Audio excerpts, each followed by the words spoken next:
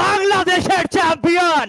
1.5 মাসের দীর্ঘ প্রতীক্ষার অবসান। ফ্রি ফায়ারের মঞ্চে চূড়ান্ত লড়াই শেষে কে হলো দেশ সেরা? কার হাতে উঠল সেই কাঙ্ক্ষিত ট্রফি? আর কারাই বা পাচ্ছে ফ্রি ফায়ার ওয়ার্ল্ড সিরিজ 2025-এ জাকার্তায় উড়াল দেওয়ার টিকিট? উত্তর মিলে গেছে একসাথে। স্বপ্নের শিরোপা জিতল রেড হকস, আর রানার্স আপ হিসেবে তাদের সঙ্গী হলো রেড ক্লিফ।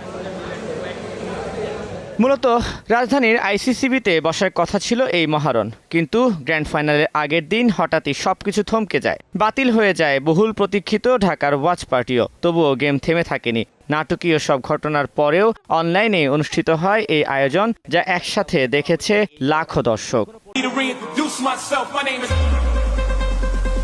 টুর্নামেন্টের শুরু থেকেই আলোচনার কেন্দ্রবিন্দুতে ছিল রেড হকস। ভক্তদের প্রত্যাশাও ছিল আকাশ ছোঁয়া। সঙ্গে ফেভারিটের তালিকায় ছিল জব ব্রেকার ও বাংলাদেশ টপ 1। তবে শেষ মুহূর্তে চমক নিয়ে হাজির হয় আন্ডারডগ রেড ক্লিফ। একেবারে শ্বাসরুদ্ধকর লড়াইয়ে জায়গা করে নেয় সেরা দুয়ে। ভাগ্যের দরজা যেন সেখানেই খুলে গেল তাদের জন্য।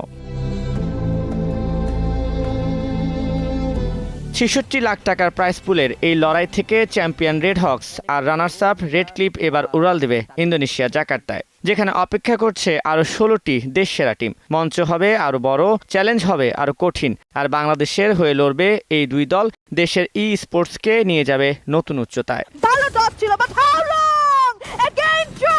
তানভীর হাসান, সময় সংবাদ, ঢাকা। ব্যাক টু ব্যাক কিছু চার্জ স্নাইপার থেকে চেষ্টা করছেন ফাহিম।